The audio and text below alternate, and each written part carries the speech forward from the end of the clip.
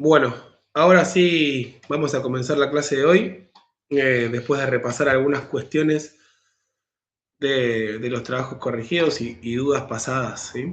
Cualquier cosa, alguien que esté viendo la grabación nos manda un privado por la bandeja de entradas de la plataforma y le contestaremos.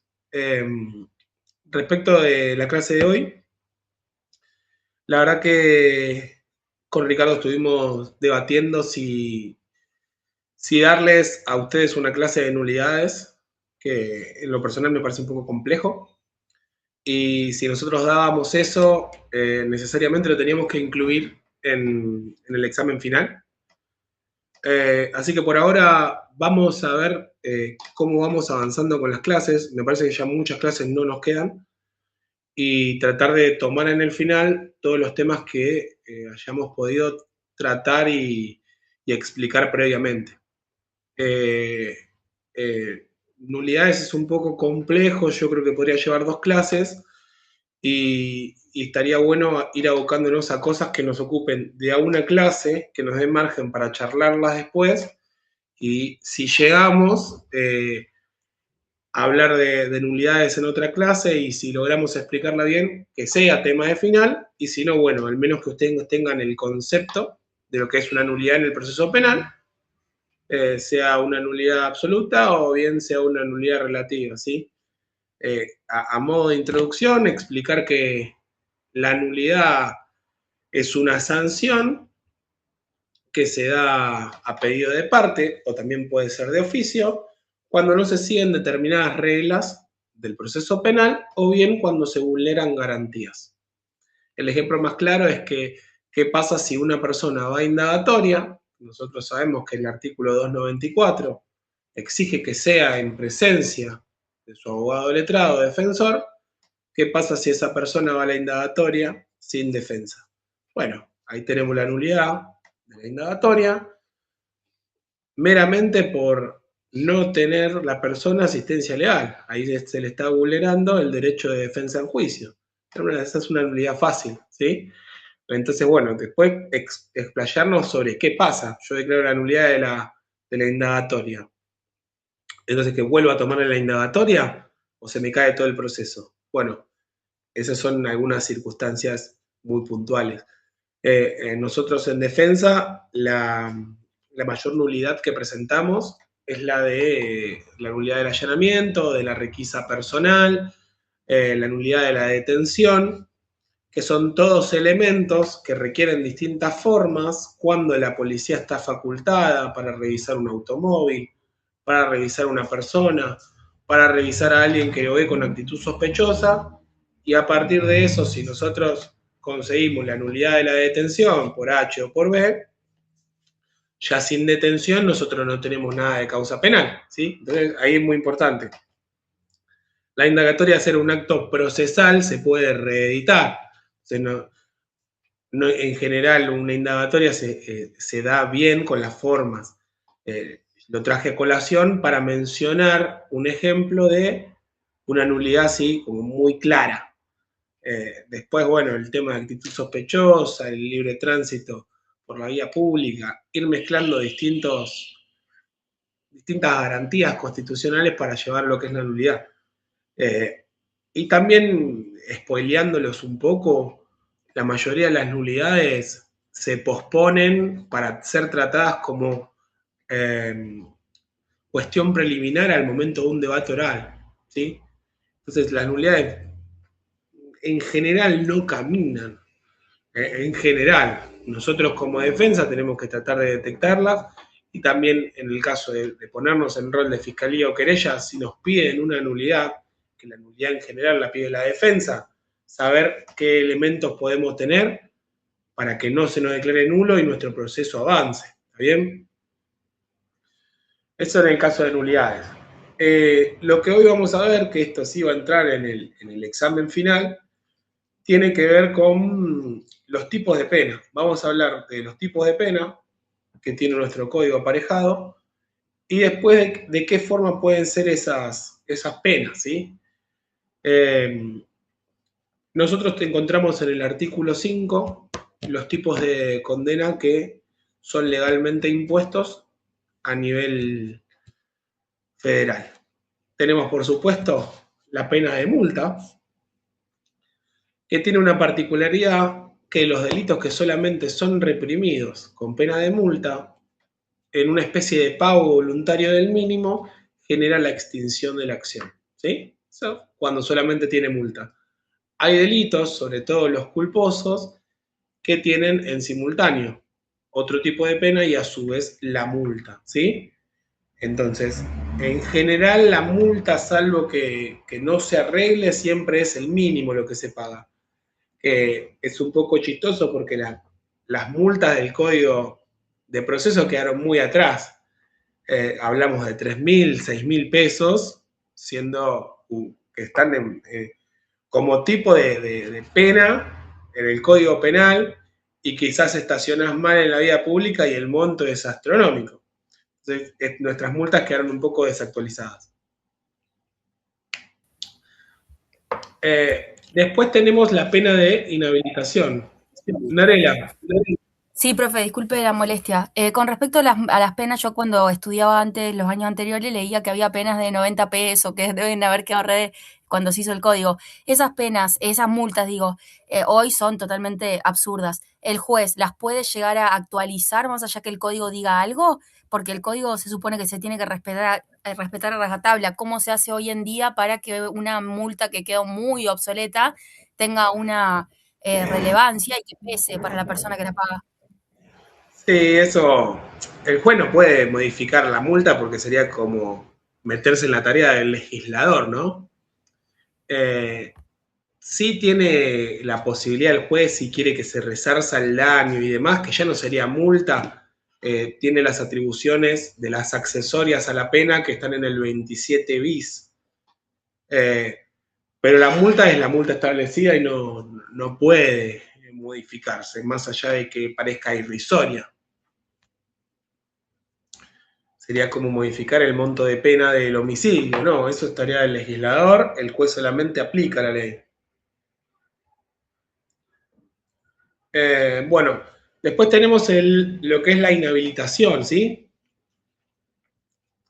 Eh, por supuesto que acá vemos el prefijo in y habilitación, bueno, le quitan la habilitación para tal o cual cosa. Puede ser una inhabilitación absoluta, que le inhabilita de absolutamente todos los deberes y derechos cívicos, o bien inhabilitaciones especiales, como por ejemplo para conducir. Suele darse en los delitos culposos, cuando tenemos un agravante por conducción imprudente, que a la persona que se someta a suspensión de juicio a prueba le exijan la autoinhabilitación, ¿sí? Que es una persona que no es que el juez la inhabilita, sino que pone a disposición su habilitación en el tiempo que dure la suspensión de juicio a prueba, ¿sí? Eh, en general, la inhabilitación es el doble por el tiempo de la condena. Si yo tengo una condena de 3 años, la inhabilitación es de 6 años, ¿sí? Eso también queda a criterio del juez. Después ya llegamos a lo que nos importa. La pena de prisión y la pena de reclusión. Hoy por hoy nosotros solamente se está utilizando la pena de prisión. La pena de reclusión era un poco más rígida, en el momento de 2 por 1 contaba doble la reclusión. La reclusión también tenía algunas exigencias más altas para conceder salidas anticipadas. La verdad que yo ya llevo casi 17 años trabajando en la justicia, nunca vi que se imponga la reclusión, ¿sí? Así que todo lo que nosotros vamos a hablar de penas temporales de detención, vamos a hablarlo del lado de la prisión y va a ser lo que nosotros tomemos en el final. Si después hay alguna duda puntual que ustedes tengan respecto a la reclusión, lo charlamos. Pero todo esto va a ir enfocado, en lo que yo voy a hablar de acá en adelante, a las penas de prisión. Bueno, por supuesto que hablamos y acabadamente de cuándo una persona puede estar o no detenida, ¿sí? Eso es la detención de manera preventiva. Ahora bien, ¿Qué pasa cuando recae una sentencia condenatoria? Que nos surge el interrogante, si toda pena de prisión tiene que ser cumplida en carácter privado de la libertad de la persona, o bien si hay algún tipo de prisión que se pueda cumplir en la calle, ¿sí? Acá aparece el artículo 26, para darnos un poco de luz, diciendo algo así como que si la pena no supera los 3 años, puede ser dejada en suspenso. ¿Qué quiere decir esto? Es lo que en la jerga se conoce como que hasta 3 años es excarcelable. En realidad no es excarcelable. La primer condena de una persona, el Estado argentino se la da de posibilidad para que no vaya detenido cumpliendo determinadas reglas. Siempre y cuando este monto de pena no supere los 3 años, la pena puede ser dejada en suspenso, también le decimos pena de ejecución condicional, y esta pena no se vuelve efectiva, sino que se cumple en la calle con cumplimiento de las reglas de conducta que le impongan, que las tenemos enumeradas en el artículo 27 bis, ¿sí? Acá van a encontrar la similitud con cuando hablamos de suspensión de juicio a prueba. Nosotros dijimos que, en perspectiva, la persona que pudiese llegar a obtener una pena en suspenso por el delito que se le imputaba, podría solicitar la suspensión de juicio a prueba, ¿sí? Entonces, ahí surge el otro interrogante. ¿Por qué optaríamos por una pena en suspenso, que me va a figurar en reincidencia, que va a tener distintas consecuencias jurídicas, más allá de que evitamos la mayor, que es ir detenido? ¿Por qué optaríamos por una pena en suspenso y no por una suspensión de juicio a prueba? ¿Sí? En general, esto se da porque la persona ya tuvo una suspensión de juicio a prueba, ¿sí? Y por lo que vimos, por determinado monto de tiempo, esta persona no puede volver a obtener una suspensión de juicio a prueba, pero si tiene una suspensión de juicio a prueba cumplida, extinguida, o bien también en trámite, puede que la condena que se le imponga sea dejada en suspenso. Esta condena en suspenso va a tener repercusión en la probation o suspensión de juicio a prueba, siempre y cuando esa siga abierta con los requisitos que vimos para la revocatoria. Si no, a esta persona mucho no le influiría. La principal consecuencia de una pena en suspenso, primero es que, bueno, ahí ya nos adentramos en el artículo 27. Por 4 años, esta condena queda vigente. Por 4 años desde su firmeza. Que quede vigente implica que, ante la comisión de un nuevo delito, necesariamente yo tendría que cumplir por la segunda condena, y si esa condena se da en el plazo de estos 4 años, se va a hacer una unificación, ¿sí? Con las reglas que ahora vamos a hablar. Por 4 años, y esto es importante, esa condena queda vigente a los efectos de unificarla, de que el Estado te exija el cumplimiento, de que se revoque esa condicionalidad. La condicionalidad es, si vos cumplís con los requisitos, yo esta pena no te la hago cumplir detenido, se revoca esa condicionalidad y se vuelve una gran pena de efectivo cumplimiento. Eso, por 4 años esa pena está vigente. Ahora bien, transcurridos esos 4 años, ¿qué sucede con esta persona? Que tiene un antecedente condenatorio, que ya está vencido, pero tiene una nueva causa, una nueva condena. Vamos a avanzar porque si no ahí nos metemos de vuelta en fecha de inicio, fecha de condena y que nosotros valoramos. Si después de esos 4 años esta persona es condenada por un delito, ya no procede la unificación. Pero importará necesariamente que esa condena sea de efectivo cumplimiento. Esto no es perpetuo, y lo explica el artículo 27 en su segunda parte. Y explica que para obtener una segunda pena en suspenso, tienen que transcurrir 8 años desde la primera condena firme, con la salvedad de que si ambos delitos son dolosos, la cuestión volutiva que nosotros vimos En derecho penal, parte general. Doloso, vamos a decir que es con intención, por si hay algún despistado que precise un refresh. Requiere 10 años, ¿sí? Siempre hablando desde la firmeza de la sentencia. Desde la firmeza de la sentencia, por 8 o por 10 años, yo no puedo volver a obtener una pena en suspenso, ¿sí? Entonces, repasando en limpio, si yo tengo una pena en suspenso y siempre partiendo la cuenta desde la firmeza, por 4 años se unifica, ¿sí? Si ambos delitos no son dolosos, recién a los 8 años yo puedo volver a obtener una pena en suspenso. Si ambos delitos son dolosos, recién a los 10 años yo puedo volver a obtener una pena en suspenso. ¿Hasta ahí estamos bien?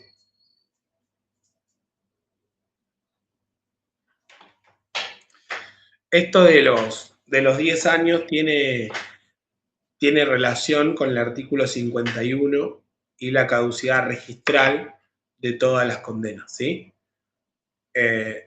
Por supuesto que si tenemos una condena en suspenso, se va a poner en conocimiento al ente de reincidencia para que almacene en nuestro prontuario esta condena, ¿sí? El máximo de duración de un antecedente penal desde su condena, desde la firmeza de una pena de ejecución condicional es de 10 años, ¿sí? También para el resto de los delitos, pero desde la fecha de vencimiento de la pena. Cuando nosotros tenemos una pena en suspenso, no se hace un cómputo de pena para saber cuándo va a dejar de estar operativa, ¿sí? Sino que la cuenta la sacamos nosotros de acuerdo a las reglas del código.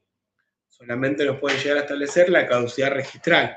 Pena en suspenso, 10 años desde la firmeza. Pena de efectivo, 10 años desde el vencimiento, ¿sí?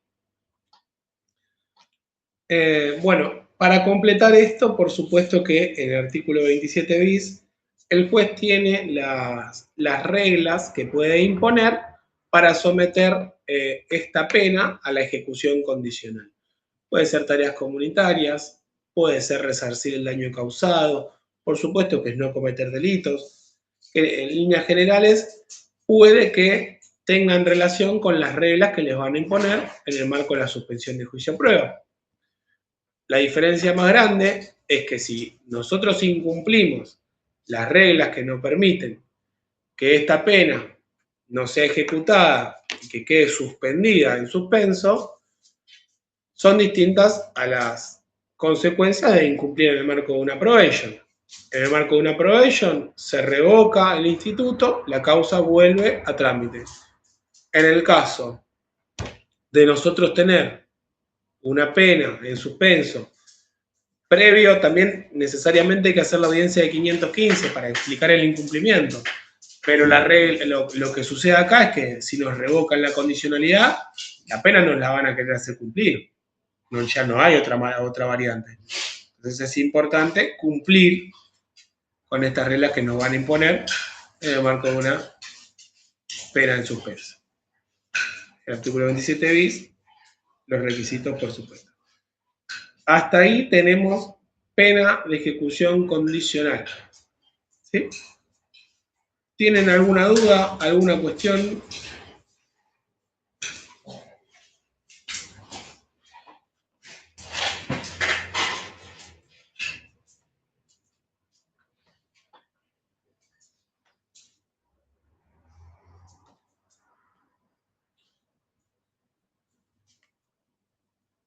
No hay ninguna duda, avanzamos, ¿eh? Yo no tengo problema. Si no tienen dudas, habla de una buena explicación.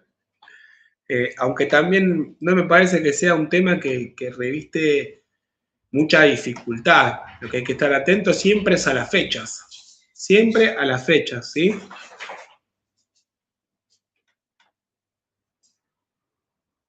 Profe, entonces la fecha se da a partir de la sentencia, eso es lo que hay que contar. La fecha para una posterior unificación, es correcto, sí. Ahora en el siguiente tema vamos a hablar de unificación y qué pasa cuando tenemos una unificación de condenas o de penas, que hay algunos casos muy puntuales donde se permite que la unificación sea en suspenso. Pero tiene que haber como algunas cuestiones muy puntuales que tienen que darse en lo que son estas reglas de unificación. Pero para pena en suspenso, lo más importante, que la persona no tenga antecedentes y, por supuesto, también que nos dé el margen legal, ¿sí? Tiene que tener al menos el mínimo en 3 años para poder obtener una pena de ejecución condicional. Esos serían los requisitos. Después, por supuesto que para tratar de cerrar todo en 3 años, nosotros tenemos que negociar con la Fiscalía. Si no negociamos con la Fiscalía y vamos a juicio, puede que una persona sin antecedentes termine detenida. Si la pena, si la causa da para una pena en suspenso, y a veces pasa que hay una especie de, no sé si llamarlo coacción estatal, pero hay otra parte donde si firmás el abreviado de una pena en suspenso, lo que te asegurás, primero, de terminar el proceso ahí, y segundo, te aseguras la libertad, que no es poca cosa. Entonces, ahí hay que tomar una decisión muy, muy importante, siendo imputado y también siendo defensa, ¿sí? Hay grandes casos que le ofrecieron una pena en suspenso en un abreviado, no aceptaron, fueron a juicio y terminaron con pena de efectivo cumplimiento, que eso ya es un poco más complejo, ¿no? Entonces ahí hay que ver bien dónde estamos parados y yo creo que siempre que se pueda firmar un abreviado que nos asegure la libertad, yo como defensa siempre trato de recomendarlo, pero tiene que ver con lo que pasa en los adentros de la persona, ¿no? Y también, les dejo acá la recomendación, yo como defensa siempre lo que hago es un acta, donde explico un poco la imputación que tiene y a su vez menciono que en el marco de un juicio abreviado la Fiscalía me ofreció tanta pena. Por ejemplo, 3 años en suspenso. Hago una explicación mínima de qué implica eso y los riesgos de aceptarlo o no aceptarlo y que la persona firme. Para que no venga el día de mañana, si queda detenida después de ir a juicio, a decirme que yo no le advertí que podíamos cerrar todo, una pena cumplida en la calle. Yo tengo una carpetita con todas mis constancias. Si alguien me dice algo, vamos a la fuente, veo la constancia, acá yo te expliqué todo, firmaste, ¿qué te puedo decir? Hay decisiones que toman las personas, nosotros como defensa acompañamos, pero más que darle herramientas para que decidan libremente, no pasa por nosotros tomar una decisión por otra persona. Eso creo que ningún profesional podría hacerlo. Podemos recomendar y a partir de, principalmente de la costumbre, de que nosotros ya estamos insertos en el mundo jurídico. Pero bueno, la decisión ya es personal y nada. Ahí es donde toma trascendencia lo difícil de defender a una persona que es inocente. Es un poco más complejo porque el resultado que buscan es uno solo. La persona que cometió el hecho trata de sacarla lo más barata posible, ¿sí? Pero bueno, eso hasta ahí la pena de prisión en suspenso. Por supuesto que no todas las penas de prisión el Estado las va a perdonar y las va a dejar en suspenso, sino que en algunos casos, y en la mayoría, requiere que estas penas sean cumplidas en un establecimiento carcelario. Hablamos recién de penas de ejecución condicional y la diferenciación es las penas de efectivo cumplimiento. Cuando una persona tiene una condena y es de efectivo cumplimiento. Bueno, la variante mayor es que esa persona tenga antecedentes. Si tiene antecedentes, no pasaron los 10 años de la última condena, pero tiene todo vencido porque ya se agotaron esos antecedentes, sea por tiempo o por cumplimiento en la cárcel, esta pena es de efectivo cumplimiento, ¿sí? De efectivo cumplimiento, aun si es de 2 meses, no importa. Como primer condena, solamente podría ser de efectivo cumplimiento si superan los 3 años de prisión, ¿sí?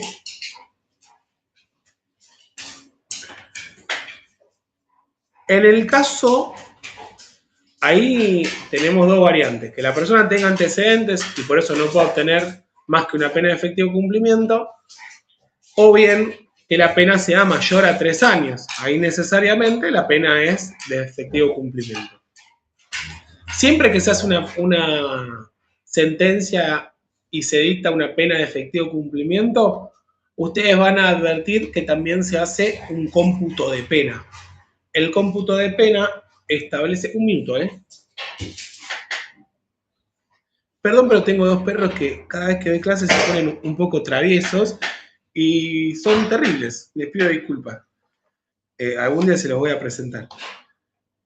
Bueno, ahí dijimos, tenemos la posibilidad de que la persona tenga antecedentes, que a partir de esos antecedentes la perspectiva sea de pena de efectivo, o bien que supere los 3 años y que a partir de superar esos 3 años, indefectiblemente la pena es de efectivo cumplimiento.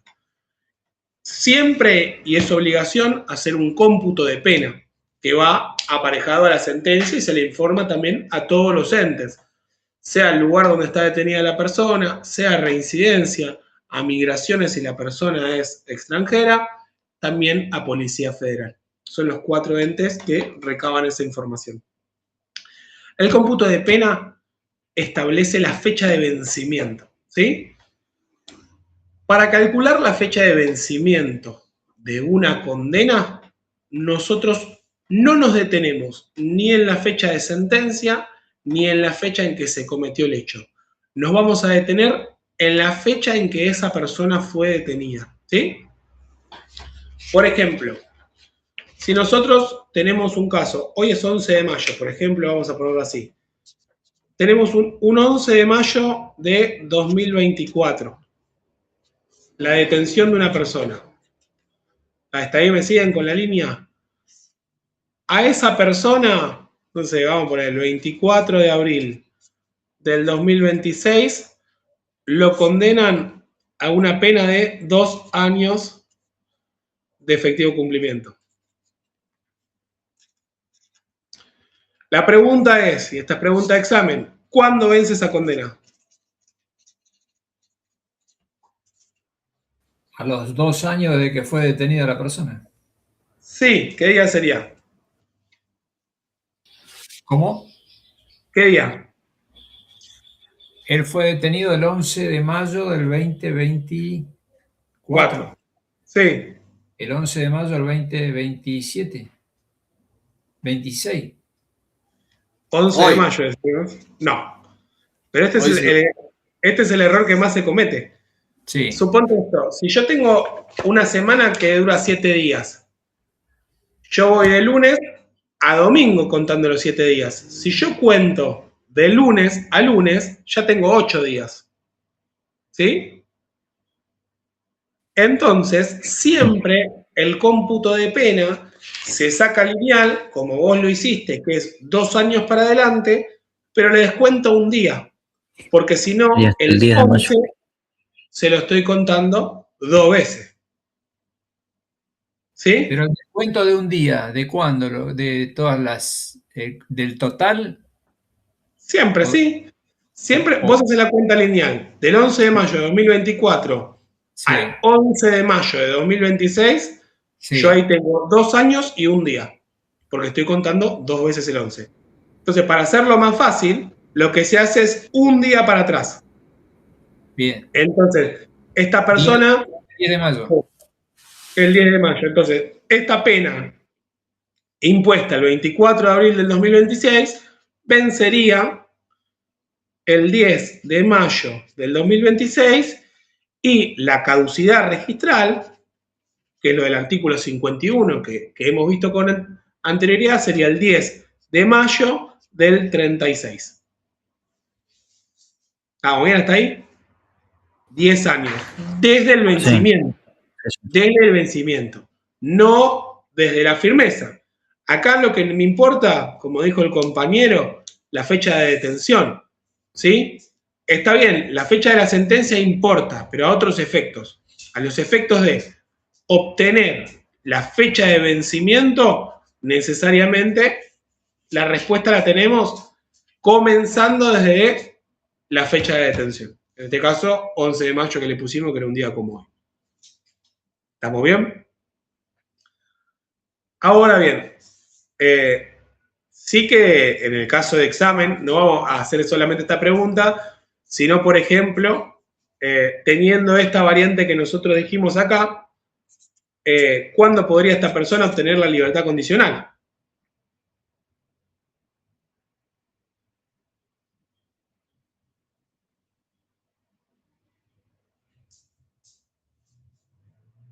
¿Saben o no saben?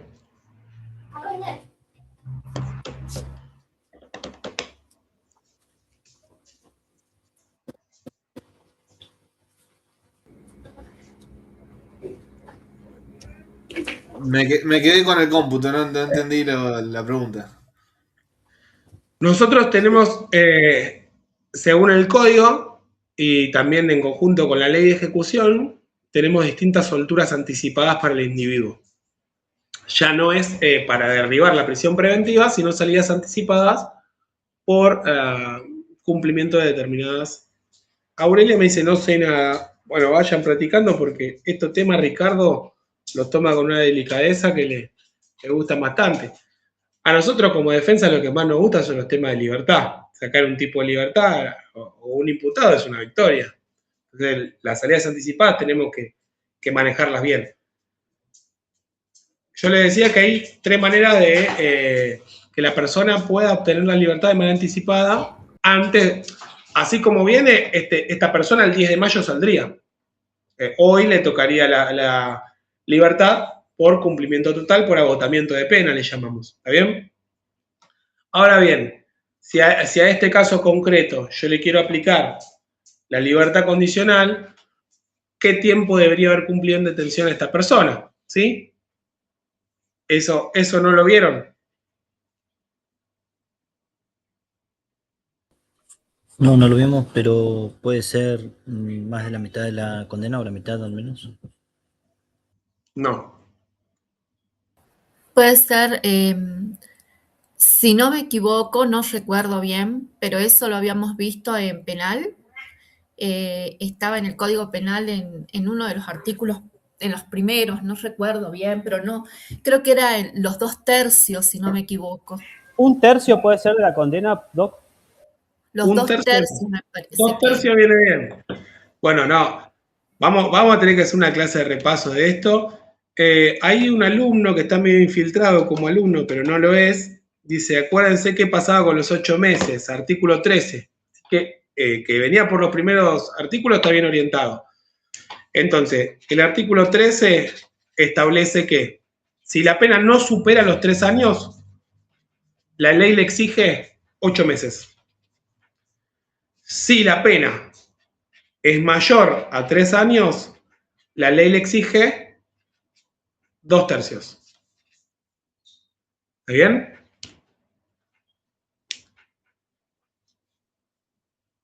Entonces, para nosotros saber cuándo esta persona va a poder obtener su libertad condicional, tenemos que ver en qué requisito estamos. La pena es de 2 años. Si la pena es de 2 años, la ley me está exigiendo como requisito temporal 8 meses. ¿Está bien? ¿Me siguen por qué? ¿Sí? Sí, porque es menor a 3 años. Perfecto. Entonces vamos de vuelta a la fecha de detención. Si la persona fue detenida el 10 de mayo del 24, yo le tengo que sumar 8 meses. Si le sumo 8 meses, es junio, julio, agosto, enero del 2025. 10 de enero del 25 es la fecha para la libertad condicional. ¿Sí? ¿Estamos bien hasta ahí? ¿Entendieron por qué? Entonces, ahí vamos a tener que ver, cuando nosotros hagamos nuestro pedido de libertad condicional, si la pena está si la condena está firme o no. Si la condena no está firme, nuestro elemento para solicitar la libertad es el 317, inciso quinto, en función del artículo 13. Esto ya metiéndonos en nuestra materia, que no era tema de la clase, pero Yo lo di por sabido. Entonces, si la pena no está firme, es una excarcelación en términos de libertad condicional. 317, inciso quinto. En función del artículo 13, que es el que rige las reglas de la libertad condicional propiamente dicha como instituto. No una excarcelación en términos, sino una libertad condicional en sí. La gran diferencia y lo que tenemos nosotros que ver es si la pena está firme o no. Eso es lo que no. Si yo presento una excarcelación en términos de libertad condicional ante una pena firme, le pueden dar tratamiento y enderezarlo, pero sería una burrada, ¿sí? ¿Está bien? En el caso de que la pena ya haya quedado firme, directamente hacemos el pedido de libertad condicional del artículo 13. La diferencia, si bien radica para nuestra presentación saber si la condena está firme o no, también va a tener que ver con los requisitos que le puedan llegar a exigir a la persona. Si yo tengo una libertad condicional propiamente dicha, voy a necesitar un informe del organismo criminológico del servicio penitenciario, donde dé su opinión, que es una opinión no vinculante, de la reinserción social de la persona, ¿sí? La excarcelación en términos tiene menos requisitos, ¿sí? Se valora básicamente si la persona tuvo o no tuvo sanciones dentro de su estadía en el centro carcelario. Algunos jueces hoy por hoy lo equiparan y mandan a hacer el informe de todas maneras, otros lo resuelven de manera más rápida como si fuese una excarcelación. Creo que también ahí tiene que ver la pena. Si yo tengo una pena muy grande y que aún no está firme, ahí mando a hacer más informes, y en el caso de que sea una causa un poco más leve, con una pena de 3 años y cumplimiento de 8 meses, bueno, esa circunstancia. Que la persona salga en libertad condicional, volviendo a nuestro ejemplo, no nos va a modificar, porque nosotros lo vamos a tener desde el 10 de enero del 2025, con mucho viento a favor que este tipo sale a los 8 meses, ¿sí? Si esta persona sale a los 8 meses, hasta el 10 de mayo del 26, nuestra condena queda firme. Nuestra condena sigue vigente. Entonces, si esta persona antes de esa fecha comete un hecho y es condenada, ahí ya tenemos algunas cosas que van a traer aparejada esta nueva condena. Principalmente que se le va a revocar la libertad condicional. El requisito, como línea general de cualquier beneficio instituto, es no cometer delitos. Cometer delitos hace que todo venga para atrás. Por supuesto que en este caso, si lo tengo al tipo en libertad condicional y comete un hecho, la libertad condicional se revoca. Que revoque la libertad condicional es uno de los elementos para que no se la vuelvan a dar. Así como el artículo 13 explica lo de... A ver, Leandro. Tengo una consulta, pero medio... porque me faltó algo. Una consulta, si por ejemplo hay una persona que tiene una condena, es por el tema de la libertad condicional, ¿no? Supongamos que después de alguna suspensión o una segunda condena, lo que sea, le dan una pena de prisión efectiva, pero menor a 8 meses. Por ejemplo, 6 meses. Sí. ¿Cómo se aplicaría ahí el tema de la libertad condicional? ¿Se puede pedir o no? ¿Y a partir de cuándo? Vos decís que una persona que tenga una primer condena de efectivo cumplimiento de 6 meses. Claro, supongamos, veo que en la suspensión de juicio a prueba, por ejemplo, están penas de menor a 3 años, algo así. Si después vuelve a cometer otro delito, se unifica, sí, se lo condena, pero a 6 meses. 6 meses de efectivo cumplimiento. Sí, 6 meses de efectivo cumplimiento. Sí, no vas a llegar nunca a cumplir el requisito temporal porque la pena te va a vencer antes. La ley es clara. Hasta 3 años tenés que hacerle 8 meses. Más de 3 años le tenés que hacer 2/3. Ahí lo que tendrías que ver es qué posibilidad tenés de obtener otro beneficio o salida anticipada, como por ejemplo la libertad asistida.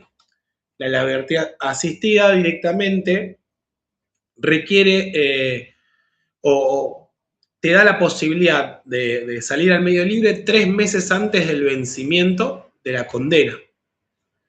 En el ejemplo que vos ponés, la persona tendría que hacer 3 meses y después 3 meses saldría antes Claro, por la libertad asistida. ¿Sí? Sí, perfecto. Es otro, eso ya vendría a ser como otro instituto, la libertad asistida, digamos, o La otra libertad forma. asistida, que sí, yo no lo tenía en carpeta para hablarles de esto hoy, pero si vamos a hablar nosotros de tipos de pena en suspenso, pena de efectivo y unificación, que es lo que tengo acá en carpeta, tenemos que saber también manejar esto, lo que son las cuentas para los cómputos de pena, y automáticamente con ese cómputo de pena que nosotros sacamos, más la situación personal del asistido. Recordemos, el artículo 13 establece la libertad condicional. El artículo 14, las situaciones que generan que la persona no pueda acceder a esta solicitud. No a la solicitud, sino a la libertad condicional en sí. Por ejemplo, ser reincidente. ¿Sí? Que ahora lo vamos a ver. Pero ser reincidente es un estado procesal que trae aparejada a su persona respecto de antecedentes pretéritos, se encuentra en el artículo 50, y la reincidencia imposibilita que se le dé la libertad condicional. Entonces, si al ejemplo anterior de la pena de 2 años, yo le agrego que le dan 2 años y reincidencia, los 8 meses ya no importan, porque esa persona en los 8 meses no va a salir. Entonces, ahí nosotros tenemos que manejar el resto de salidas anticipadas y ver si la persona es reincidente, de qué manera podrías obtener la libertad más rápido. Entonces, en el caso anterior, si la persona fuese reincidente, ya apuntamos a la libertad asistida. Como dijimos recién, 3 meses antes del vencimiento. La persona del caso anterior recuperaría la libertad el 10 de febrero del 26. Ya los 8 meses quedan inhabilitados por su condición de reincidente, que ahora vamos a hablar de eso. Hasta ahí lo que es cómputo de pena. Hablamos un poco de libertad condicional, que después podemos llegar a profundizarlo si ustedes lo precisan, que en realidad libertad condicional, yo pensé que lo tenían claro llegando hasta acá. Hasta acá llegamos con una base para aplicar todos los conocimientos, y esta clase sería para saber cómo volcarlo a un escrito. De todos modos, si ustedes precisan, siendo que nosotros puede que en estos casos prácticos tomemos libertades anticipadas, si necesitan una clase de repaso, la armamos. Pero estos son temas que tenemos que manejar nosotros, indefectiblemente. Hasta ahí vimos pena en suspenso, cuándo se puede volver a tener una pena en suspenso, qué pasa si no se cumple con las reglas del 27 bis, y después ya vimos lo que son pena de efectivo cumplimiento. Vimos también lo que tiene que ver con el cómputo de pena y un poco de libertad condicional. Ahora, en esta clase de penas que nosotros tenemos, ahí Ricardo les está escribiendo, yo pensé que no estaba, está ahí presente y les está diciendo lean. Si Ricardo le dice algo que lo lean es porque lo va a tomar en el examen final. Casi el 100% de las veces, así que son cosas que tenemos que tener presentes. Si nosotros le damos un caso, la fecha de detención, la fecha de sentencia, le podemos llegar a pedir a ustedes que nos digan, bueno, ¿cuándo está para tal y cual beneficio? Y bueno, ¿y por qué? Eso podría ser un tipo de examen. Tenemos que tener en claro. Hay reglas básicas. Libertad condicional, principalmente que la persona no sea reincidente, y que no le hayan revocado una libertad condicional, como regla básica. Si la pena no supera los 3 años, 8 meses. Si la pena es de 3 años, también 8 meses. Ya si es de 3 años y un día, 3 años y un día para arriba son 2/3 de condena, cambia un montón, ¿sí? Por eso es que en nuestro derecho, en nuestro proceso penal, los 3 años son muy importantes. Pensemos esto, hasta 3 años, o pudiéndote dar 3 años, te pueden dar la probation, la suspensión de juicio a prueba, o bien te pueden dejar la pena en suspenso, o bien puedes salir con los 8 meses. Si la pena es mayor a 3 años, ya las consecuencias son mucho más grandes. Ni obtenés la suspensión de juicio a prueba, ni una pena en suspenso, y siendo la primera condena de efectivo cumplimiento, le tenés que hacer 2/3. ¿Se entiende esto? Una pena de 3 años y 6 meses, tenemos que hacerle 2 años y 4 meses. Es muy importante esto. 3 años marcan un montón la cancha. Bueno, acá hablamos hasta ahora de las condenas, las penas, los tipos y demás. ¿Qué pasa cuando se superponen penas, cuando se superponen condenas, cuando se superponen hechos que tendrían que haber sido juzgados en un mismo juicio, pero que por una cuestión o por otra no fueron abordados en el mismo expediente, en el mismo juicio, y tenemos condenas colgadas por ahí? Acá vamos a hablar del artículo 54 en adelante, que tiene que ver con la unificación de condenas o de penas, que son las dos variantes.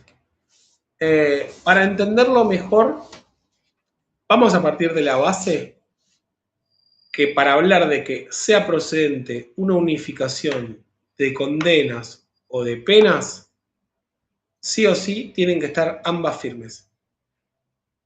Una condena que no está firme no puede ser objeto de unificación. Es la regla. Si no está firme, no se puede unificar.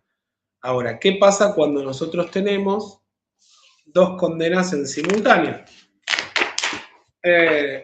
Yo, para entenderlo más fácil y quizás a ustedes les pueda llegar a servir, yo hago, para diferenciar si tenemos unificación de condenas o de penas, que ahora vamos a hablar de la diferencia.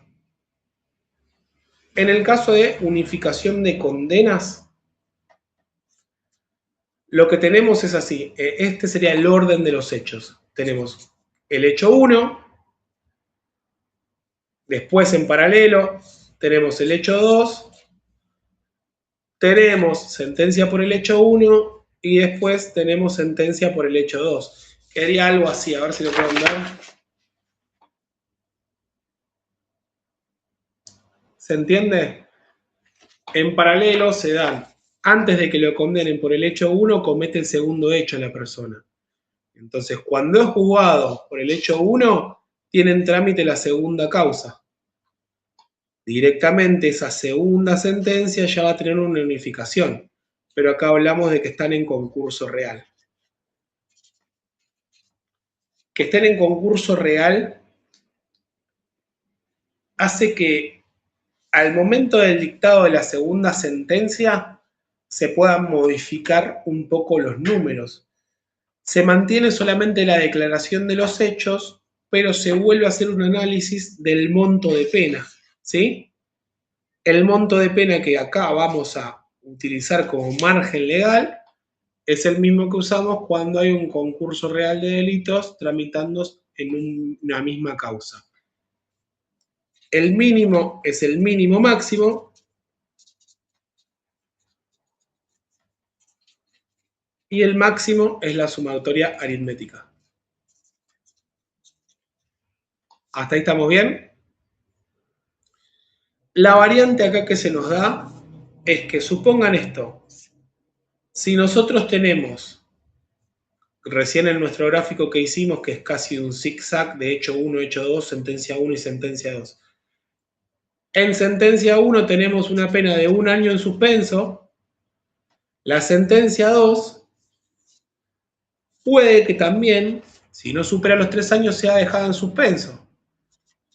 ¿Esto por qué?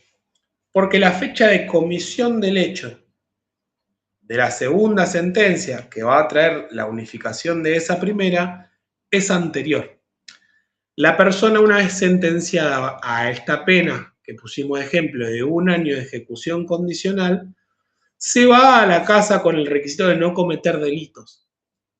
Entonces, cuando lo juzguen por la segunda sentencia, siendo que el hecho es anterior a esa firmeza de la primer condena, no incumplió esa regla de cometer delitos, sino que tenía algo anterior. Eso permite, y en este caso, hacer una unificación de pena única en suspenso. Acá la misma regla que para una pena de ejecución condicional, que la pena no supere los 3 años. Eso es lo más importante. Supera los 3 años, ni hablar de que la pena es de efectivo cumplimiento. ¿Está bien? Este es el caso de unificación de condenas. Es cuando los hechos podrían haber sido parte en un mismo proceso y por alguna cuestión, sea por competencia, por tiempo o porque se rompieron las reglas de conexidad, no se dio. Esto es una unificación de condenas. ¿Sí? ¿Hasta ahí estamos bien? Unificación de condenas. El monto de la sentencia 1 imaginariamente desaparece y el juez, al momento de dictar la sentencia número 2, mantiene la declaración del hecho, la comisión del hecho de la sentencia 1, pero puede apartarse de ese monto, para arriba o para abajo, manteniendo los márgenes legales. El mínimo máximo y el máximo, bueno, la sumatoria aritmética, pero eso no reviste tanto interés. Lo importante es manejar el mínimo. Es el mínimo o máximo. Si tengo 2 delitos distintos, el mínimo máximo va a ser el mínimo que vamos a tomar para estos 2 hechos. Esto es cuando tenemos unificación de condenas, reglas de concurso real. ¿Estamos bien?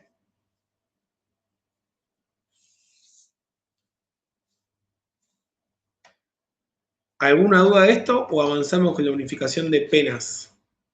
Que es más fácil, porque acá perdemos como en la guerra, para no decirlo con otra terminología.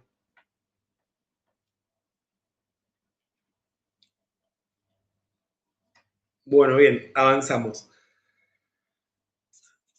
Vamos a hacer el mismo grafiquito que hicimos recién, pero este es más fácil. Tenemos el hecho 1 y por ese hecho 1 a la persona lo condenan. Ya condenado con sentencia firme tenemos un hecho que le llamamos número 2, sentencia número 2. El ejemplo quedaría así. Ahí lo ven. Hecho 1, sentencia 1. Hecho 2, sentencia 2. Entonces acá tenemos una persona que ya tenía un antecedente, una condena firme en su contra y vuelve a cometer un delito. ¿Sí?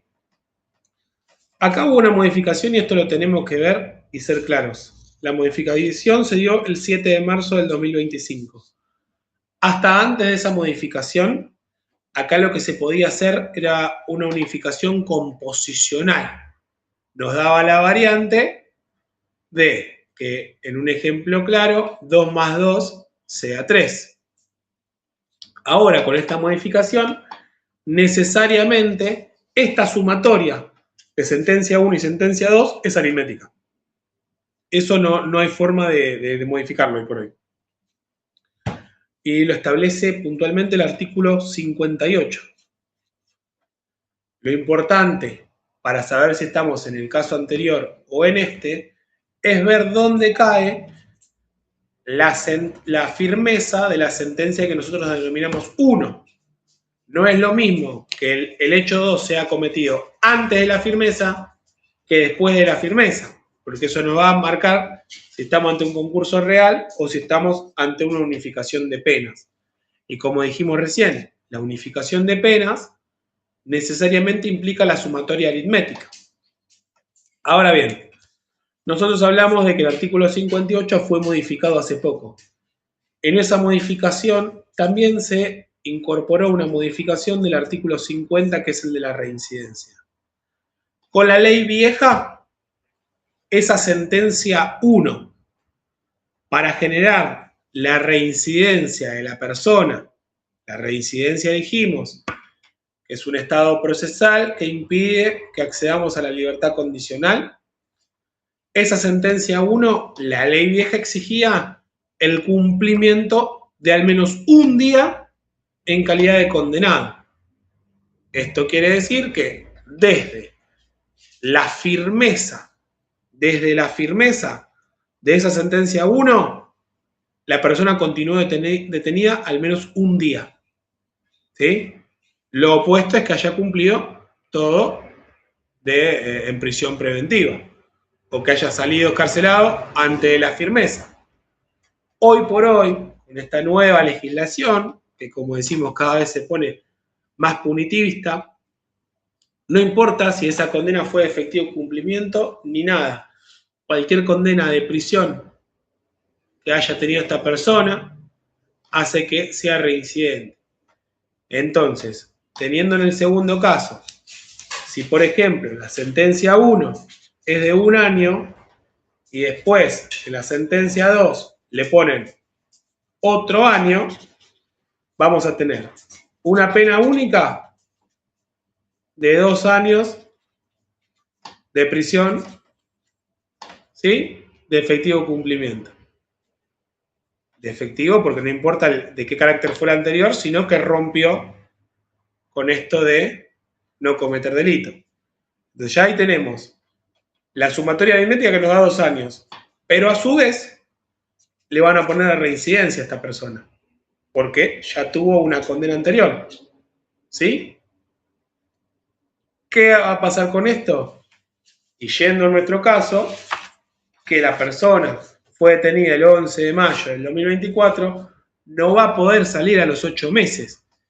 Que cuando nosotros deslizamos la clase pasada que parecería como que hay una denegatoria de la libertad condicional casi para todos, tiene que ver con esto, que hoy por hoy casi que hay que ser primario para poder obtener la libertad condicional, que es el instituto más eficaz de soltura anticipada. ¿Por qué? Y esto ya es un pensamiento mío, ¿no? A mí me parece mejor a una persona incorporarla al medio libre y tenerla tutelada, que quede un pedazo de pena por cumplir para ver cómo se comporta, a que la persona se vaya por agotamiento. Por agotamiento de pena la persona sale sí o sí. No puede quedar detenida más allá de la pena. Y vos no tenés ninguna variante posterior de control a esto. En cambio, otorgándole la libertad condicional, sea en el caso de que haya cumplido 8 meses o que haya cumplido los 2/3, te deja un margen de control que me parece muy interesante para observar el desarrollo de la persona de manera posterior al encierro en una unidad de detención. ¿Sí? Parecía un poco más lógico.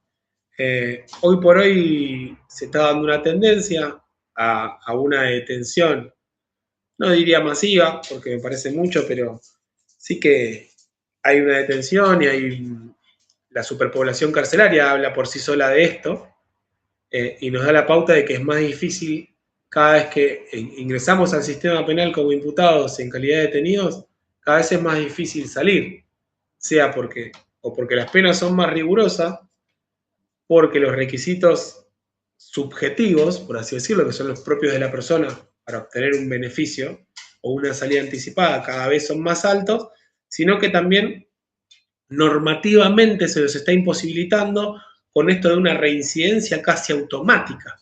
¿Sí? Entonces, esto lo que genera en la persona, si yo tengo una reincidencia causa automática, a mí como detenido, no me va a beneficiar el hecho de tener un buen comportamiento y un acatamiento de las órdenes dentro de la cárcel. Entonces vamos a tener una persona que no le importe nada. No le va a importar el hecho de reinsertarse estudiando, adquiriendo un oficio o cumpliendo con las distintas áreas, porque ese beneficio no se va a aplicar en una soltura anticipada, porque básicamente esta cuestión subjetiva que llamamos reincidencia le va a imposibilitar salir al medio libre.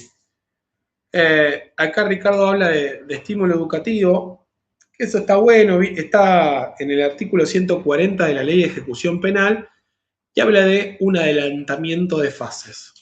Adelantamiento de fases hasta 20 meses como contraentrega de haber estudiado dentro del sistema carcelario. Van a encontrar que la ley especifica distinta reducción de 1 mes, 2 meses o 3 meses, de acuerdo que haya cumplido la persona, sea el ciclo lectivo, sea si terminó la primaria, si terminó la secundaria, y eso se ve aplicado no en la fecha de vencimiento de la pena, sino que hace como una sumatoria al tiempo de detención. En un ejemplo claro, si yo tengo 5 meses de detención y puedo aplicar por haber cursado y finalizado la primaria 3 meses, ya tengo mis 8 meses para acceder a la libertad condicional, ¿sí? Parecería que las cuentas no dan, pero es para que entendamos el ejemplo. Hay mucho curso de formación profesional de 20 horas. Según la ley, el curso de formación profesional te hace una reducción de 2 meses. Pero ahí ya hablamos de una perspectiva del juez. Algunos exigen que sea de un curso de duración anual. Otros requieren meramente el cumplimiento del curso. Me ha pasado que han mandado a pedir la planilla de asistencias a clase, a ver si realmente cursó ese ciclo lectivo. Entonces, es una linda herramienta, el estímulo educativo, pero siempre en esto, en algún punto generarle a la persona sometida a proceso la necesidad de cumplir con las áreas, cumplir con los requisitos y demás, que va a tener una doble persecución. Principalmente la reinserción social, y como segundo punto, que se lo otorguen a él, el beneficio de una salida anticipada, ¿sí? Creo que tendría un poco más de sentido que encerrarlo lo que duró su condena para después volverlo a reinsertar al medio libre sin haberlo trabajado nada. ¿Está bien? Eso lo va diciendo el juez si necesita 1 año, 3 meses. La persona, Eso, ¿no? ¿O quién lo va? ¿Que necesita de qué? En el caso de que esté estudiando, que lo haya cursado en 1 año, que le va a servir para anticipación. El monto de reducción, decís vos, si lo decide el juez. Correcto. Sí, está estipulado como por una tabla en el artículo 140 de la ley 24.660, que es la ley de ejecución penal. Sobre eso la defensa hace una solicitud y el juez resuelve. El juez tiene que explicar por qué sí, por qué no, hace lugar. El tope es 20 meses y lo mínimo es 1 mes. Pero de acuerdo a los certificados que presentemos, de acuerdo a las distintas circunstancias que nosotros podamos invocarle al juez y justificar y argumentar, nos permite a nosotros aplicar esta reducción por estímulo educativo. ¿Le hago otra pregunta, puede ser? Sí. Con respecto a lo que usted decía de la excarcelación anticipada y hablando de la superpoblación que hay en las cárceles. Respecto a la excarcelación anticipada, se la otorgan. ¿Qué órgano es el que hace el control de esa persona, si cumple, no? Ninguno. No, mentira. Está encargada de esto la Prosecretaría de Intervenciones Sociojurídicas, que es lo que reemplazó a lo que en su momento era el Patronato de Liberados. ¿Sí? Lo cierto es que es muy difícil que lleguen a controlar a todos. Pensá que es una oficina que tiene que controlar a los que están con la suspensión de proceso a prueba, que algunos están en suspensión de proceso a prueba hasta que llegue y se cierre el expediente, muchísimo. A todos los que tienen una pena en suspenso y a todos los que fueron soltados o se les dio soltura de manera anticipada. Los únicos que te quedan por fuera de eso son los detenidos, casi. Entonces, es muchísimo el trabajo que tienen para poder controlar a todos. Van ahí, Eso no sé si es- atando con alambre, pero es una tarea muy difícil la que se le está llevando. y Se les sería está un presentando. imposible prácticamente, por la cantidad. Sí, sobre todo sí. Y a mí me pasa, en general, las causas después de la etapa de juicio, cuando hay sentencia firme o cuando ya está suspendido el proceso a prueba, pasan a control de ejecución. Ejecución es el juzgado que se encarga de controlar todas estas circunstancias. En el marco de una suspensión de juicio a prueba, analiza el cumplimiento de las reglas y lo reenvía al tribunal de origen para que tome la decisión de si revoca o sobresee y extingue la acción penal. Y me ha pasado de infinidad de personas que nosotros asistimos y que hicieron una suspensión de juicio a prueba, de que no saben dónde ir o para aportar las constancias o para pedir que le cambien el lugar de tareas o dónde presentarse, porque es una tarea que se les está complicando hoy por hoy y no quiero caerle al Estado en esta circunstancia, pero parece difícil que una oficina de 50 personas se encargue de tutelar 900.000. Es muy difícil. Entonces, ahí tenemos que ver de qué manera el Estado puede llegar a traer esto. No tenía idea que puedan ser 50, Por pensé que eran ejemplo, mucho más. entonces, estudiar en la cárcel. 900.000 es imposible. Es imposible. A ver qué dice Aurelia.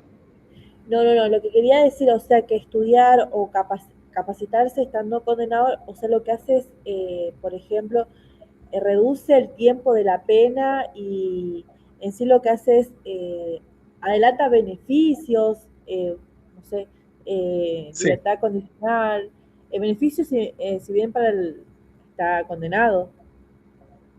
Sí, ¿no? sí, uno puede comenzar estudiando, estando con prisión preventiva, pero sí, no reduce la condena. No es que Claro. recién veíamos el cómputo nosotros, el cómputo No de el esta tiempo. persona. O, No por lo ejemplo, reduce. la buena voluntad que tiene el condenado de capacitarse, de querer, no sé, cambiar su vida, por decirte en palabras. Sí, sí, está correcto. Necesariamente el juez va a tomar vista de que si yo tengo una persona que hizo 500 cursos, que terminó la primaria, Claro. terminó la secundaria, a los ojos del juez va a estar bien visto. En cuanto a retribución para el imputado que haya estudiado y demás, lo que se le da es como un extra al momento de contarle el tiempo de detención.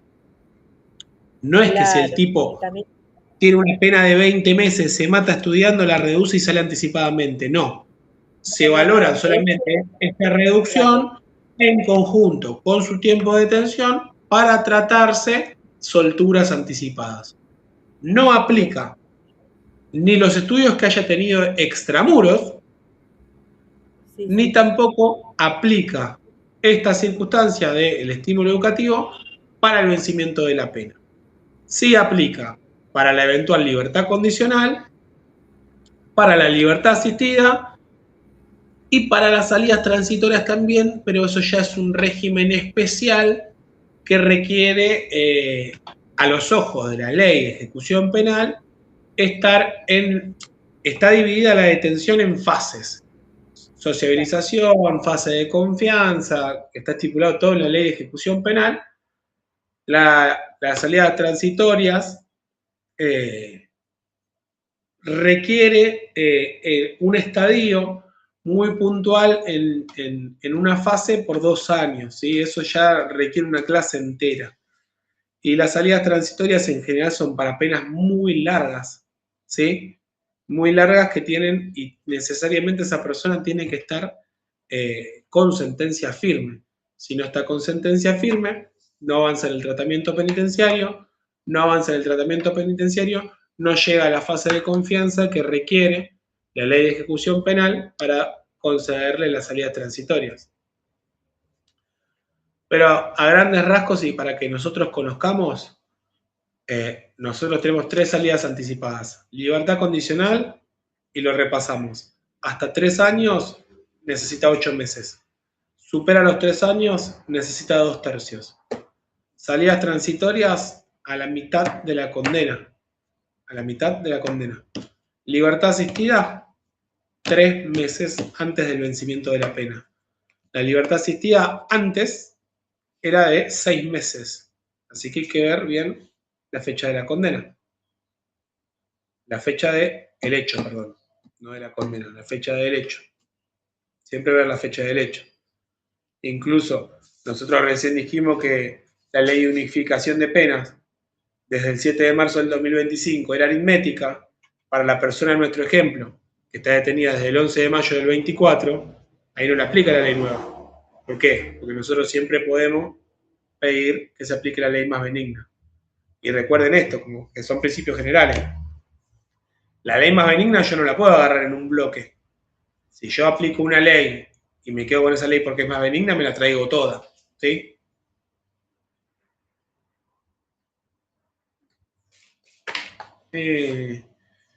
Bueno, hasta ahí tenemos, vamos a repasar lo que vimos hoy.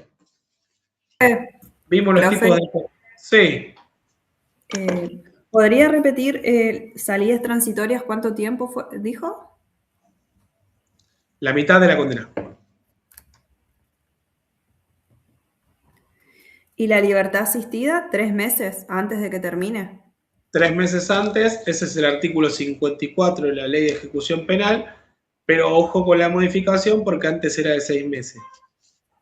Y antes, lo que se usaba para decir que no tenía sentido, a mí me gustaba mucho esto, pero bueno, se canceló a partir de esta corriente punitivista, hablaba de lo inconveniente que era detener a una persona en un lapso breve que no iba a poder hacer ningún tipo de trabajo de reinserción. Entonces, antes se usaba que una pena de efectivo cumplimiento de 6 meses o menor se podía convertir en trabajo comunitario, sacando una cuenta de 6 horas por día que tendría que estar detenido, y esta persona hacía las tareas y zafaba de ir preso.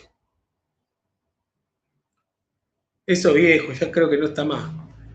O sea, que no está más vigente, sí, eso estoy seguro, pero no sé, habría que ver la fecha de modificación de eso, pero ya hace rato que no se ve.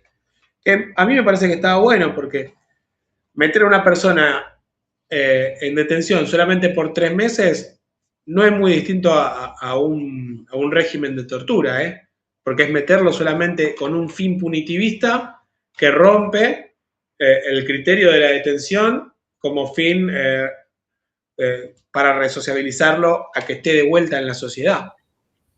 Mira, te muestro el profe que es re joven, boludo. Ay, perdón, profe, disculpe. Bueno, gracias. Hasta ahí estamos bien, entonces. Repasando lo de hoy. Vimos los tipos de condena: multa, inhabilitación, prisión y reclusión. Vimos cuándo una pena puede ser dejada en suspenso, que es lo que llamamos, se le llama en la jerga excarcelable. Vimos por cuánto tiempo está vigente esa condena en suspenso, cuándo se puede revocar la condicionalidad y cuándo se unifica. También cuándo puede volver a obtener la persona una nueva pena en suspenso, y en el artículo 27 bis las reglas que se les puede llegar a imponer a esta persona siempre que esté en una pena en suspenso. Después vimos la pena de efectivo cumplimiento. También vimos rapidito lo que es un cómputo de pena. Capaz me restó decirles que si nosotros hacemos una unificación, cuando yo me traigo una condena y la voy a unificar, recién dijimos sentencia 1, sentencia 2, cuando yo la voy a unificar, necesariamente, trayéndome esa primera condena, también me traigo el tiempo de detención que haya tenido esa persona en esa causa, en esa condena. Cuando yo hago el cómputo de pena, no tomo solamente de referencia esta fecha de detención, sino que también le tengo que sumar el tiempo que la persona estuvo para la otra causa. Siempre que la causa, que esa condena la unifiquemos. Si yo no unifico la condena, no tengo la posibilidad de traerme el tiempo de detención. Y tampoco, que yo esto lo veo mal, pero bueno, Ricardo le dice crédito delictivo, cuando una persona es sometida a proceso y es absuelta y fue o estuvo detenida varios meses por esa condena, a mí me gustaría que eso se pueda utilizar en una eventual unificación. Ricardo dice que es crédito para robar, le pone, pero bueno, sí, crédito delictivo, pero sí, si yo no estoy unificando una sanción penal, no me puedo traer el tiempo de pena de esa condena.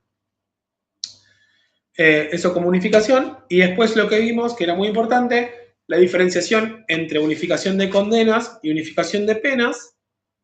Si es unificación de condenas, tenemos que los dos hechos son cometidos antes de las dos sentencias y el monto de pena a imponerse tiene que ver con los delitos en concurso real. Si hablamos de unificación de penas, ya tenemos una persona que comete un nuevo hecho con una sentencia firme de manera previa y se aplica la sumatoria aritmética de las penas para que en definitiva haya una pena. Una pena única sería. Entonces ahí se diferencia condena única de pena única. Artículos 54 y 55 del Código Penal también lo vamos a tomar. Estudien para el final porque parece que va a ser dificilísimo. Estos son todos los temas que vimos hoy, que a mí me parece que es un montón de información porque tienen un montón de aristas, un montón de variantes que tenemos que ir viéndolas con los casos en concreto, ¿sí?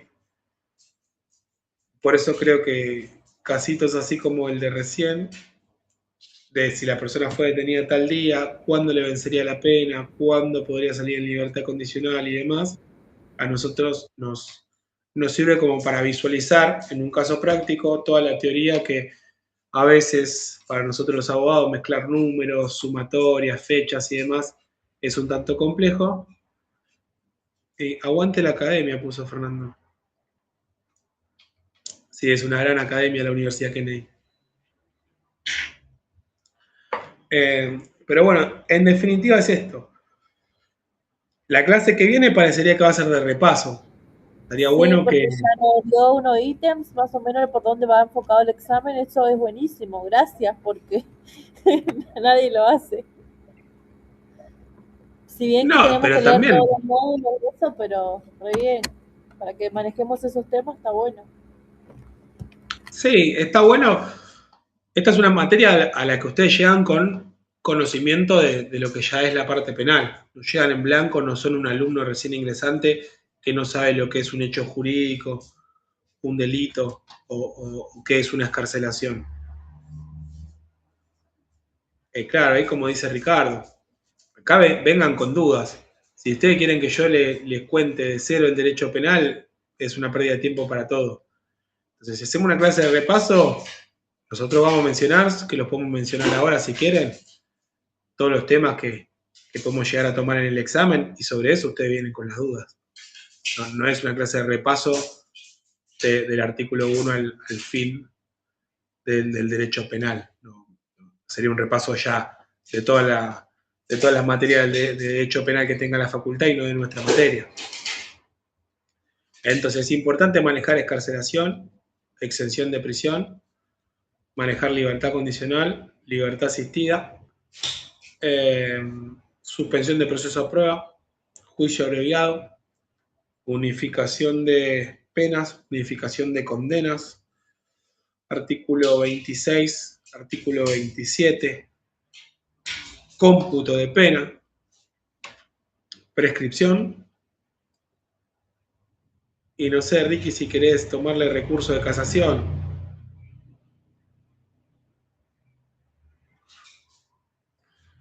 Bueno, si no dice que sí ahora Ricky recurso de casación, zafaron. Ahí está, no, conseguimos que no les tome recurso de casación, está muy bien.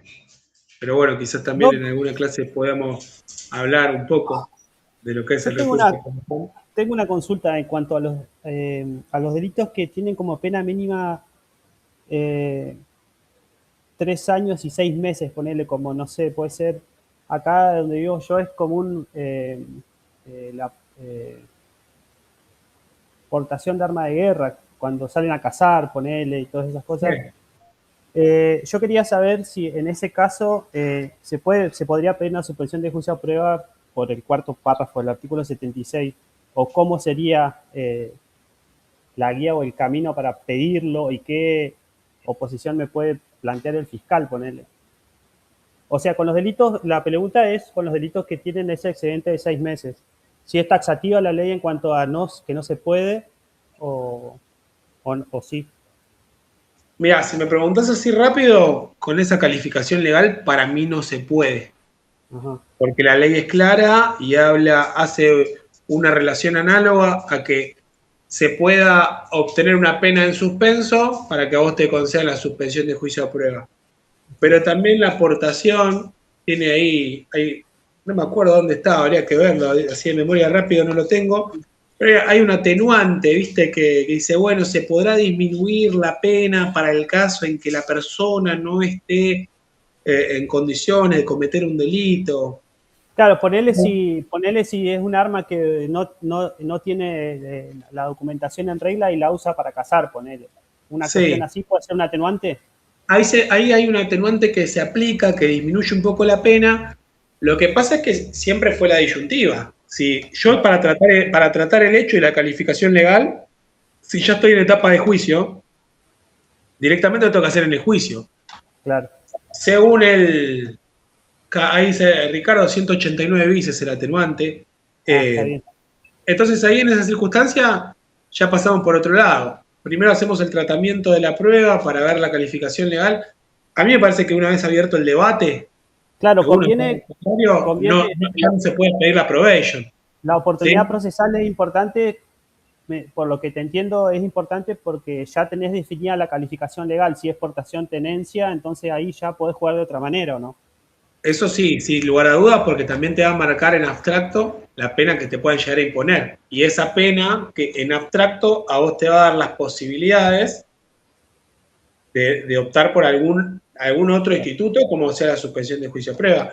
Claro, y como dice ahí el doc Ricardo, es como si se presume que no vas a cometer delitos. Ese es un atenuante, claro. sí. Pero está bien. Después tenemos que ver ese atenuante, si el fiscal no lo plantea, nosotros como defensa, cuál es el momento oportuno para plantearlo y lograr destrabar la suspensión de juicio a prueba, ¿sí? Yo lo que he hecho, pero ya medio que sorteando un poco el código y para darle una vuelta de tuerca, al momento de yo pedir la audiencia en los términos del 293, adentrarme un poco en la cuestión de fondo del delito y mencionar lo del atenuante. Está bien. Claro, y tenés que abandonar todas las armas en favor del Estado, eso sí, eso es el decomiso. Sí, que eso siempre. Sí, está bien. Porque acá, acá en Chubut el sistema es, tenés la apertura de investigación, la audiencia preliminar, el debate y la cesura, ¿no? Pero... ¿La cesura la tienen aparte? Claro, es la determinación de la pena y la lectura de la sentencia son dos, o sea, están divididas.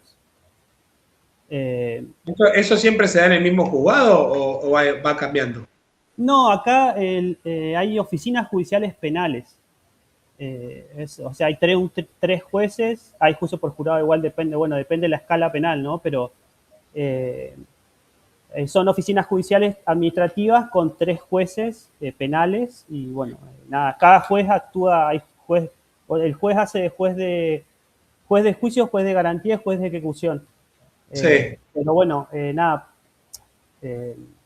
cada juez actúa en una etapa para asegurar, por las garantías procesales, ¿no? No puede ser el juez. Para darle legalidad al proceso. Claro, eso es. Así es. Pero bueno, ahí está. Lo que pasa que, bueno, quería ver si se podía sortear, con este ejemplo, se podía sortear, se podía pedir una suspensión de juicio a prueba, pero bueno, es que es conveniente ver la calificación legal final para ver si se puede pedir o no. Sí, no te quedes con eso. Yo creo que al momento de solicitar la audiencia, en los términos de nuestro caso que usamos Código de Nación 293, tu provincia debe ser distinto. Sí. Ahí puedes explicar y la audiencia de probation te la pueden fijar igual y ahí vos, en tu momento de explayarte como defensa y asistencia técnica de la persona, justificar por qué, sin desconocer los márgenes legales de que la aportación de arma de guerra arranca de 3 y 6, mencionar el atenuante y demás, y te la pueden llegar a dar. No me perdería la posibilidad de pedir, de optar por el instituto de suspensión de juicio a prueba por esos 6 meses, sino que intentaría sortearlo. Nosotros, siendo defensoría, un poco lo hablamos en off, como esto de hablar de las propuestas de abreviado a la fiscalía. Che, ¿le ves color a aplicar el atenuante acá e ir por la probation? Si sabés que la fiscalía te va a acompañar, bueno, ya tenés un paso adelante. Claro. Pero bueno, eso no, a mí no me parece que esté en el código, sino ya que es más parte del entretelón de cómo podemos resolver una causa. Está bien. Después bueno, sí, gracias. Puede ser el argumento de la fiscalía, decir que el mínimo legal no está establecido para la suspensión de juicio a prueba y demás, con credenciales vencidas. Yo lo de las credenciales vencidas sigo insistiendo que es una cuestión administrativa y no es un delito, pero bueno. Claro. Sí, puede ser que, bueno, que tenga la documentación del arma vencida, pero bueno, acá donde vivo yo es una zona de chacras, campo, entonces siempre andan con armas por ahí así sin papeles, lo agarran en la ruta con, no sé, con un guanaco, con cosas así, entonces, nada, gendarmerías cae siempre ahí, cae a la oficina con las armas secuestradas y bueno. Claro, un montón de cosas. Aclaro que yo trabajo en el Poder Judicial, pero trabajo en un área contable, nada que ver. Yo veo medio todo de afuera, así que, pero bueno, nada, es como que quería saber cómo era en este caso, ¿viste? Bueno, espero entonces que te haya quedado claro. Y después, respecto de las armas, que habría que verlo en la reglamentación muy puntual, hay también una excepción penal para las armas que son por parte de herencia. Lo tendría que refrescar porque alguna vez lo leí, te dan un plazo para registrarlas y demás. ¿Sí? Bien. Pero bueno, eso respecto de la aportación.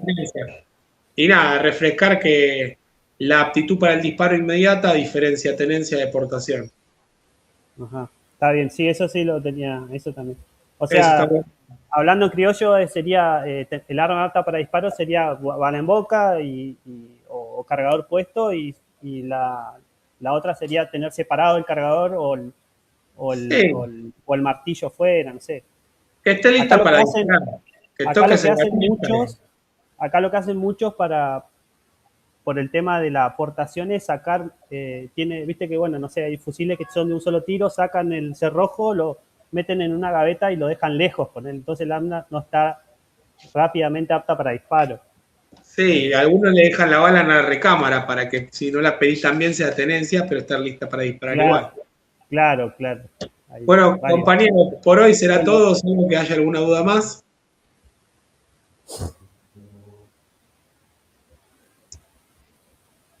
Clase que viene vamos a repasar un poco todos los temas que dijimos, no los vamos a ver desde cero, sino que vengan ustedes con dudas y ya nos vamos preparando para el examen.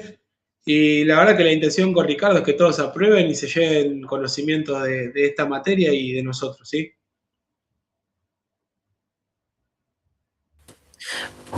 Una consulta, profe, no sé si ya lo dijeron o no, pero ¿tienen pactadas qué clase va a ser el tema del examen? ¿O si van a hacer 2 clases o 3 clases o solo una? La idea era que fuesen las últimas 3, considerando que ustedes son como 60 alumnos. Quizás demos la posibilidad de que se conecten antes e ir haciéndolo de manera más didáctica, porque si no en 2 horas tendríamos 6 horas para 60 alumnos y estaría bueno tomarnos el tiempo. En principio son las últimas 3 y después tendrían que en algún punto decidir en ustedes, clasificarse en 3 grupos, porque sé que en el resto de las materias también están haciendo así. Fíjense ustedes, traten de ponerse de acuerdo para que no sea una decisión autoritaria nuestra cuando rinde cada uno, sino que todos podamos ser pragmáticos y que nos convenga a todos, ¿sí? sin cagar a nadie, que se entienda.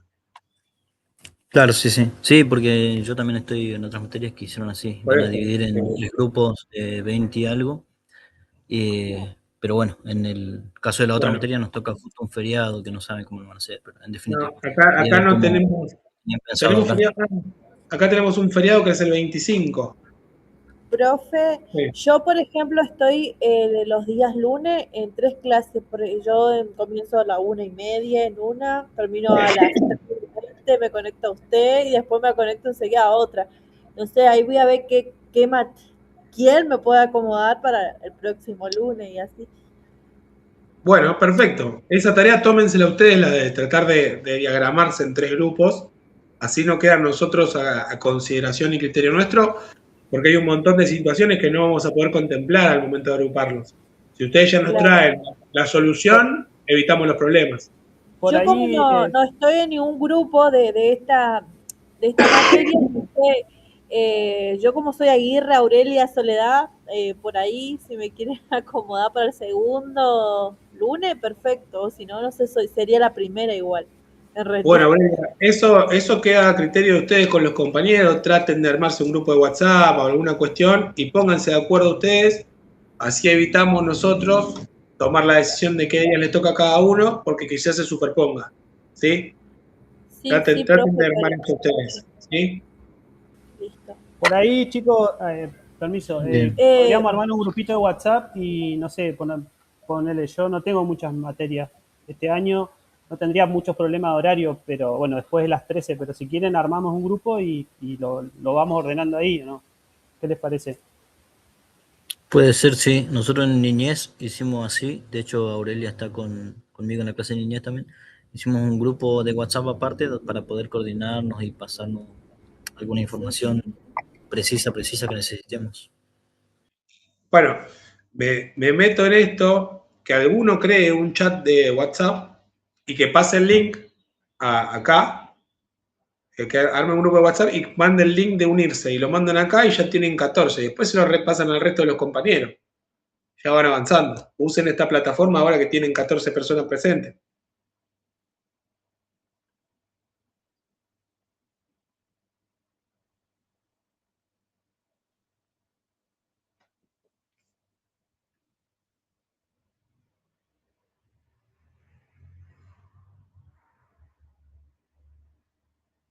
Eso igual como les parezca a ustedes, me parece como que ya vamos avanzando. O sea, yo no voy a estar en ese grupo, va a ser solamente ustedes, pero ya tienen ustedes la posibilidad de tener un chat, claro, así como dice Leandro. Es lo más cómodo, un grupo de WhatsApp, sí. Si alguien lo arma, yo mucha idea no tengo. Claro, yo en niñez estoy también, así que no sé quién más está ahí, por ahí nos hablamos ahí, vamos pasando a los compañeros en el chat que tiene también Canvas. Bueno, yo no sabía que... O lo dejan pegado en el chat del Sí, profe tiene un chat también en Canvas, así que bueno, podemos pasar ahí, así no le hacemos perder más tiempo. Yo no tengo problema, hasta dentro de un rato, hasta 6:30 no tengo clase, así que no tengo drama, esto sigue. Pero nada, búsquense, si nosotros le damos la posibilidad de que ustedes se diagramen los días, aprovechenlo para que quizás en otra materia donde sea más conflictivo, el hecho de elegir cuándo dar, acá tienen la salvedad que nosotros no tenemos problemas. Y este es un examen, no voy a decir que sea fácil, porque no lo va a hacer, pero sí la intención es que ustedes aprueben. Entonces, si requerimos de un tiempo más con ustedes para ver si podamos extraer el conocimiento y lograr que aprueben, tomar el tiempo que sea necesario. ¿Sí? No es que por reloj 10 minutos y si no dijiste todo, afuera. La idea no es eso. Sí, profe, gracias, se reentiende. Listo, chicos, bueno, cerramos por hoy. ¿Estamos bien? Gracias, profe, nos vemos. La clase que viene de repaso, así que cuando comencemos, yo les pregunto si tienen alguna duda, quiero que me tiroteen a preguntas, ¿sí? Porque va a ser la clase de repaso y la última. Perfecto. Okay. Chau. Que tengan buena semana. Buena semana. Gracias, que tengan buena semana. Chao, que estén bien. Nos vemos. Chao, profesor, buena semana.